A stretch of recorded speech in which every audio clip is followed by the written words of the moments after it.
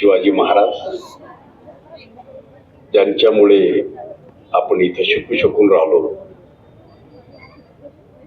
ते कर्मवीर भाऊसाहेब पंजाबराव देशमुख. आजचे प्रमुख वक्ते माननीय सुशांतजी उदावंत, नुकतंच ज्यांचं भाषण झालं माननीय मोबिन शेख, डॉक्टर चोरे साहेब, आपले प्राचार्य, उपप्राचार्य, प्राध्यापक वृंद, आज मुद्दामहून आलेले आमचे जयप्रकाशजी पांडे, विद्यार्थी बंधू आणि भगिनी. का करायला पाहिजे शिवजयंती साजरी? काय काम आहे? आपल्याला कामं नाहीत म्हणून करतो. भाऊसाहेबांची जयंती का साजरी करायला पाहिजे? का करायला पाहिजे? रिकामे आहो म्हणून? तुम्हाला मी एक उदाहरण सांगतो. बहुतेक मुलं मुली खेड्यातले आहेत आणि अकुठेही खेडेवजाच आहेत. तुम्ही रात्री झोपता ना? ही जागीच असता, झोपता, आणि झोपल्यानंतर तुम्हाला कुठंतरी आवाज येते कुत्र्याचा, बरोबर आहे ना? ह्या गल्लीतलं कुत्र भुंकलं की त्या गल्लीतलं कुत्र आपोआप फुंकते, बरोबर आहे ना? ह्या गल्लीतलं कुत्र फुंकलं की त्या गल्लीतलं कुत्र आपोआप फुंकते. त्या गल्लीतल्या कुत्र्याला हे माहित नसते की ह्या गल्लीतलं कुत्र कशामुळे भुंकलं, चोराला पाहून भुंकलं की अजून कोणाला पाहून भुंकलं.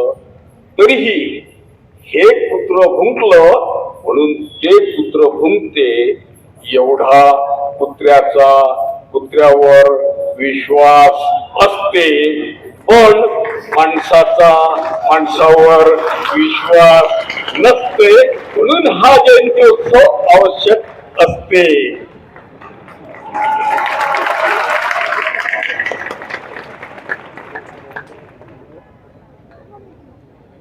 शिवाजी महाराजांची जयंती आपण साजरा करतो, भाऊसाहेबांचा साजरा करतो. भाऊसाहेबांना संस्थेचं नाव देताना शिवाजीच सुचलं, वडिलाचं नाव देता नाही आलं. का नाही दिलं वडिलाचं नाव? तुम्ही आम्ही दिलं असतं. स्थानिक आमदाराचं नाही दिलं, खासदाराचं नाही दिलं, शिवाजीच का दिलं? कारण शिवाजीचाच आदर्श भाऊसाहेबांनी जीवनात अंगीकारला होता. फक्त त्यांनी वाचन जय भवानी जय शिवाजी नाही म्हटलं. शिवाजी महाराजांनी त्या काळाची गरज म्हणून, शिवाजी महाराजांनी त्या काळाची गरज म्हणून तरुणांच्या हातात तलवारी दिल्या. भाऊसाहेबांनी ह्या काळाची गरज म्हणून तरुणांच्या हातात लेखणी दिली, तरुणांच्या हातात लेखणी दिली. शिवाजी महाराजांनी त्या काळाची गरज म्हणून गड आणि किल्ले बांधले. भाऊसाहेबांनी ह्या काळाची गरज म्हणून शाळा आणि कॉलेजेस बांधले, शाळा आणि कॉलेजेस बांधले. म्हणून तुम्ही आम्ही शिकू शकून राहिलो, म्हणून तुम्ही आम्ही शिकू शकून राहिलो. शिवजयंती साजरी करताना जय भवानी जय शिवाजी म्हणून दारू प्यायची आणि मस्ती करायची, याला शिवजयंती म्हणत नाही.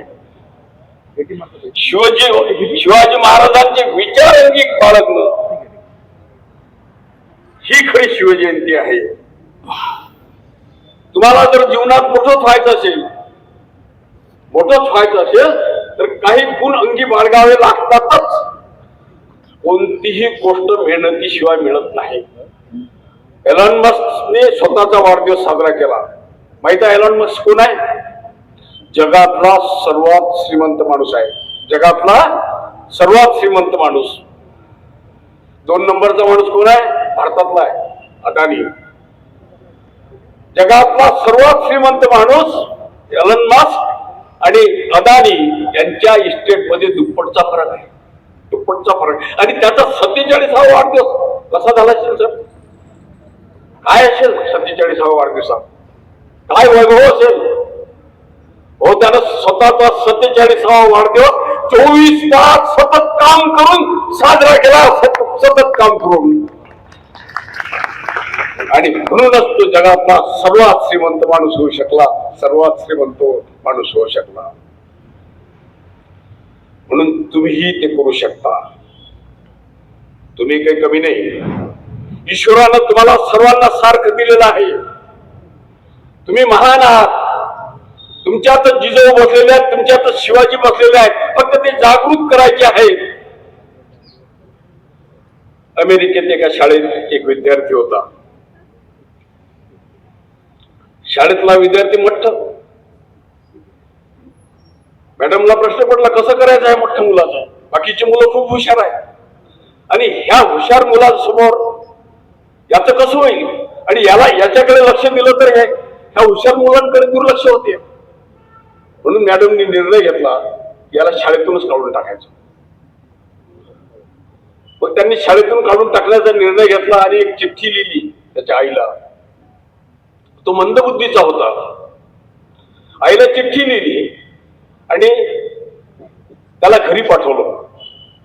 शाळेतून काढायची चिठ्ठी लिहिली आणि घरी पाठवलं आणि आईला ते असं सांगितलं.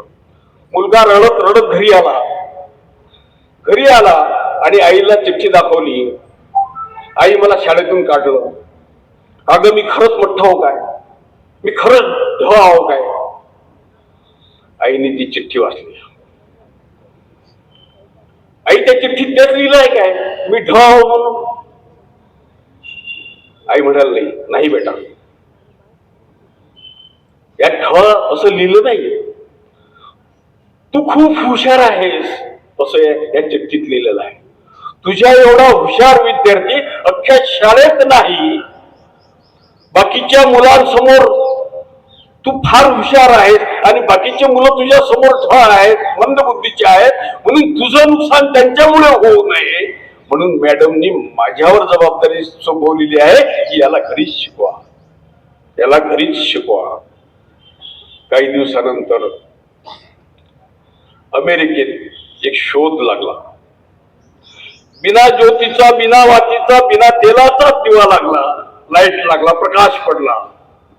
बिना ज्योतीचा, बिना तेलाचा, बिना वातीचा प्रकाश पडला. बल्ब लागला. जगभर त्या माणसाचं कौतुक झालं.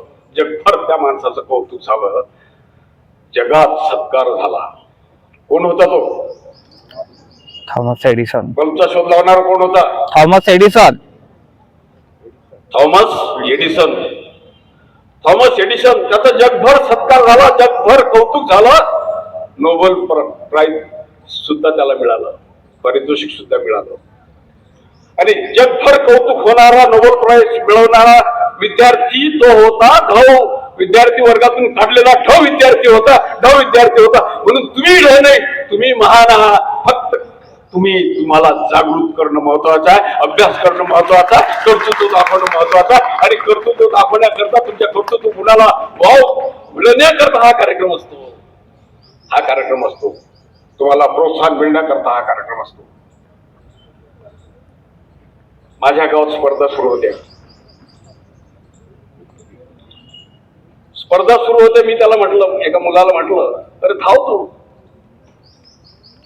100 मीटर तरी धाव. तो म्हणाला 100 मीटर म्हणजे किती असते? म्हटलं ते आखलेलं आहे ना, तिथपर्यंत 100 मीटर. मग म्हटलं धाव तो पाहतच राहिला. म्हटलं किती वेळ लागेल? नाही म्हणे साहेब 5 मिनिट तरी लागतील कमीत कमी. म्हटलं वार 5 मिनिट? अरे हुसेन बोल्टचं रेकॉर्ड आहे 9.98 सेकंदात 100 मीटर अंतर पार केलं होतं आणि तू 5 मिनिट सांगतो. 20 सेकंद सांग, 50 सेकंद सांग. नाही म्हणे साहेब, मी हुसेन बोल्ट होता, तो हुसेन बोल्ट होता, मी आहो, मला 5 मिनिट लागतील. वा वा. म्हटलं तू खेळत नसता काय? हो म्हणे साहेब, मी सर्वच खेळतो, व्हॉलीबॉल खेळतो, क्रिकेट खेळतो, फुटबॉल खेळतो, टेबल टेनिस खेळतो, खेळतोच असतो दिवसभर. म्हटलं तू दिवसभर मैदानातच खेळत असशील? नाही म्हणे साहेब, मोबाईलवर खेळतो. म्हटलं बरोबर आहे, म्हणूनच तुला 100 मीटर अंतर माहिती. आमची चर्चा सुरू असतानाच गावातून एक माणूस धावत आला आणि धावत आला, येता येता तो धावत ओरडत आला, अरे कुत्रा आलं, कुत्र कावरलेलं आहे, कावरलं कुत्रा आलं, धावा धावा धावा पळा, कावरलं कुत्रा, धावते धावते. हा जो धावला जो धावला याने 100 मीटर अंतर 7 सेकंदात पार केलं. 7 सेकंदात पार केलं. याचा अर्थ काय? त्याच्यात ती क्षमता होती 7 सेकंदात पार करण्याची. तुमच्यातही ती क्षमता आहे, ती जागृत करा, ती जागृत करा, हीच माझी विनंती. जय हिंद.